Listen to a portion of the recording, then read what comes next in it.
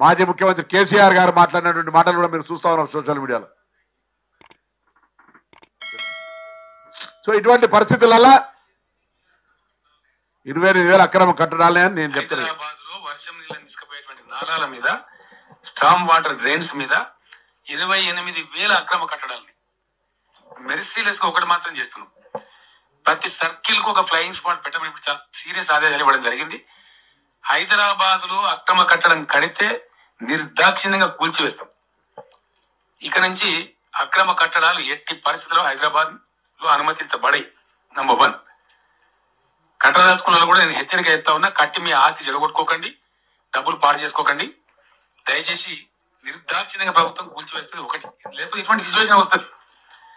తర్వాత ఈ 28,000 నాలాల మీద కట్టిన అబ్స్ట్రక్షన్స్ కూడా తొలగించాల్సిన అక్కర ఉంటుంది. మీడియాతో నా ప్రార్థన, దయచేసి మీరు ఇప్పుడు ఎట్లయితే రిపోర్ట్ చేసినట్టు సమస్యలు చెప్తాను, ఇవి కూల్చేటప్పుడు కూడా మీరు పాజిటివ్ ధోరణితో కరెక్ట్ గా కూలుస్తున్న ప్రభుత్వం సపోర్ట్ చేయాలి. అది ధర్మం. ఎందుకంటే మరి సమస్య పోవాలి కదా. 28,000. సో దయచేసి మాతో పాటుగా గౌరవ మాజీ ముఖ్యమంత్రి గారు మీ సహకారాన్ని అడుగుతా ఉండు. అక్రమ కుట్రడాలను కూల్చమంటా ఉన్నాడు.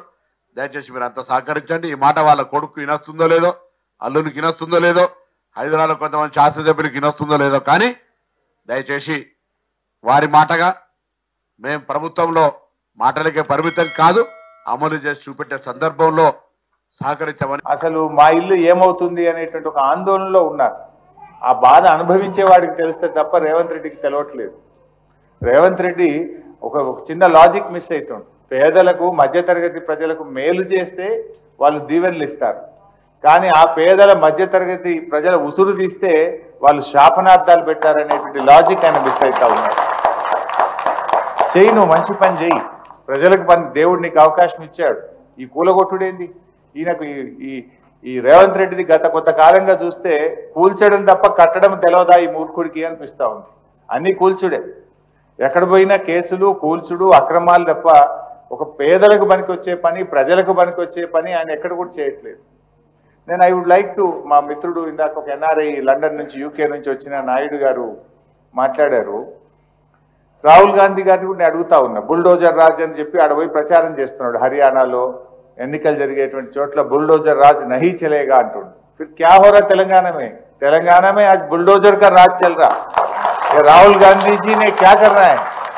तुम जाके उधर नॉर्थ इंडिया में भाषण दे रहे कि बुलडोजर राज नहीं चलेगा, लेकिन आज तेलंगाना में तुम्हारा सीएम रेवंत रेड्डी बुलडोजर राज चला रहा. पहले इनको रोको.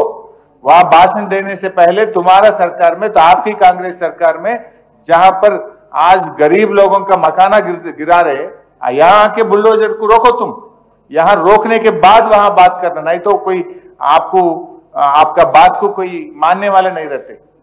ఇలా ఆయన ఆలోచించాలి కదా. ఆయన పోయి దేశమంతా తిరిగి బుల్డోజర్ రాజ్యం నడవది అంటున్నాడు. మరి నీకు రేవంత్ రెడ్డి చేసే బుల్డోజర్ రాజ్యాన్ని ముందు ఆపాలనా వద్దా? నువ్వు ఆపకుండా మహారాష్ట్రలో, హర్యానాలో, జార్ఖండ్లో పోయి నువ్వు ఉపన్యాసాలు ఇస్తే ప్రజలు నిన్ను ఎట్లా నమ్మాలి?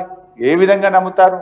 నువ్వు ఆపు, ముందు తెలంగాణలో బుల్డోజర్ రాజ్ని ఆపు, ఈ అన్యాయాన్ని ఆపు, ఈ పేదల కష్టాలని ఆపాలని చెప్పి నేను రాహుల్ గాంధీ గారిని కూడా ఈరోజు ఇక్కడ నుంచి డిమాండ్ చేయడం జరుగుతూ ఉంది.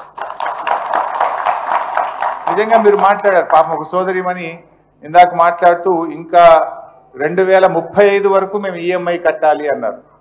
నువ్వు ఇల్లు కూలగొడితే ఆ ఈఎంఐ ఎక్కడ కట్టాలి? కొత్త ఇల్లు కిరాయికి తీసుకొని ఎక్కడ బతకాలి? ఆ కుటుంబం ఏమవుతుంది? ఇల్లు అనేది, ఇల్లు కట్టి చూడు, పెళ్లి చేసి చూడు అనే ఒక సామెత ఉన్నది.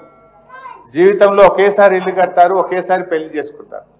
ఎంత ఉన్నవాడికైనా, కలిగిన వాడికైనా ఇల్లు కడితే అప్పులు అవుతాయి, పెళ్లి చేస్తే అప్పులు అవుతాయి.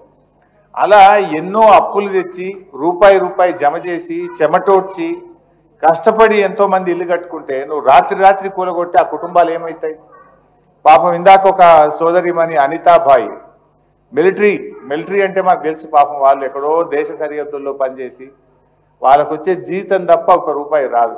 ఒక పూట తినక రూపాయి దాచిపెట్టుకొని హైదరాబాద్ పేరు బాగుంది, హైదరాబాద్ ఇమేజ్ బాగుంది, హైదరాబాద్కు పోయి సెటిల్ అయితే మా పిల్లలు బాగుపడతారు, నా పిల్లలు బాగా చదువుకుంటారని కేసీఆర్ గారు గతంలో ప్రభుత్వాలు హైదరాబాద్ ఇమేజ్ పెంచితే ఆ ఇమేజ్ మీద వాళ్ళు ఎక్కడెక్కడోళ్ళు వచ్చి హైదరాబాద్ సెటిల్ అయితే ఎందుకు వచ్చాంరా ఈ హైదరాబాద్కు అని ఆమె ఏడ్చే పరిస్థితి తెచ్చింది రేవంత్ రెడ్డి ప్రభుత్వం యొక్క తుగ్లక్ నిర్ణయాల వల్ల.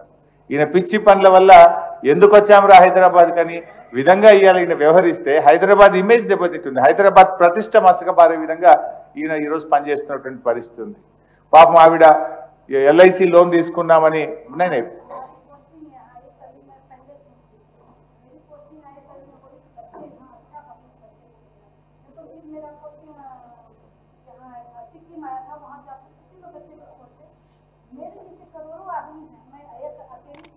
नहीं आप अच्छा बोल, आप सबके लिए पूछ रहे, आपके लिए नहीं, समझ गए? आप मिलिट्री के हैं ना, पूरा देश के लिए सोचते जैसा आप भी सबके लिए सोच रहे. సో పాపం ఎంత నిజాయితీగా మాట్లాడుతుందంటే నా ఒక్కదాని సమస్య కాదు, ఇక్కడ ఉండే అందరి గురించి మాట్లాడుతున్నాను అంటుంది. అది వారిలో ఉండేటువంటి జాతీయ ఐక్యత ఎంతో గొప్పగా ఈరోజు ఆవిడ మాట్లాడుతూ ఉంది. బట్ ఈరోజు చాలా మంది పాపం 2035 వరకు ఈఎంఐ ఉంది, వారు ఎల్ఐసిలో లోన్ తీసుకున్నారు. ఇంకా కొంతమంది అన్ని డ్యూ డిలిజెన్స్ చేసి మాకు లోన్ ఇచ్చారు. ఇంకా ఒక సోదరిమని మాట్లాడుతూ ఎంక్రోచర్స్ అనే ముద్ర మాకు వేస్తే అసలు మేమేదో దొంగల్లాగా మమ్మల్ని చిత్రీకరించి, మేమేదో తప్పు చేసిన వాళ్ళలాగా అసలు మమ్మల్ని ఎట్లా చిత్రీకరిస్తారు? రేపేదైనా ఆపదపడి ఇల్లు అమ్ముకుందామంటే కూడా వీళ్ళు ఎంక్రోచర్స్ అని సమాజంలో రేపు మీ పిల్లలకు భవిష్యత్తు విషయంలో కానీ మీ కుటుంబానికే ఒక ప్రతిష్ట, ఒక మరకను అంటించే ప్రయత్నం చేస్తున్నాడు రేవంత్ రెడ్డి. మేము చేసిన తప్పేంది? ఎవరో ప్లాట్ అమ్మితే కొన్నాము, గవర్నమెంట్కి అప్లై చేసి ఫీజు కట్టి పర్మిషన్ తీసుకున్నాము, ఇల్లు లోన్ తెచ్చి కట్టుకున్నాము, ఎలక్ట్రిసిటీ కనెక్షన్ వాటర్ కనెక్షన్ తీసుకొని నెల నెల కడుతున్నాము, సంవత్సరానికి ప్రాపర్టీ ట్యాక్స్ కడుతున్నాము. మమ్మల్ని ఎంక్రోచర్స్ అనేటువంటి ఒక ముద్ర వేసి మా కుటుంబాలకు ఒక మరకను అంటిస్తున్నారు, ఒక బాధను కలిగించి సమాజంలో మేమేదో దొంగల్లాగా, మేమేదో తప్పు చేసిన వాళ్ళలాగా మమ్మల్ని ఈ ప్రభుత్వం మా మీద ముద్ర వేయడం మంచిది కాదు అని ఒక సోదరిమని మాట్లాడుతూ కూడా చెప్పడం జరిగింది. ఇవన్నీ నిజంగా చాలా బాధాకరం. అంటే ఒక ఇమ్మెచ్యూర్ డెసిషన్ ముఖ్యమంత్రిగా ఆయన అనాలోచితంగా చేసేటువంటిది.